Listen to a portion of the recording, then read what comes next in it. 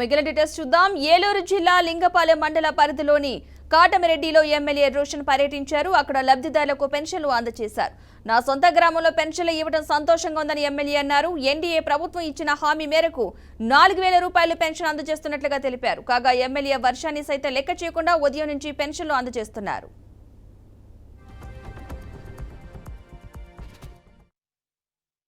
మేనిఫెస్టోలో పెట్టడం జరిగిందో ఎన్డీఏ కూటమిలో ఇచ్చిన మాట ప్రకారంగా మరి 3,000 నుంచి 4,000 పెన్షన్ని పెంచడం జరిగింది. ఆ కార్యక్రమం ఈరోజు చింతలపూడి నియోజకవర్గంతో కూడా చూస్తే 10 వరకు 70% పూర్తయింది. 4 మండలాలు కలిపి పొద్దున్నే 4కి మరి పెన్షన్ ఇవ్వడం స్టార్ట్ చేశారు. వర్షం పడుతున్నా కూడా ఇంటికి వెళ్ళి మరి పెన్షన్ ఇవ్వడం జరిగింది.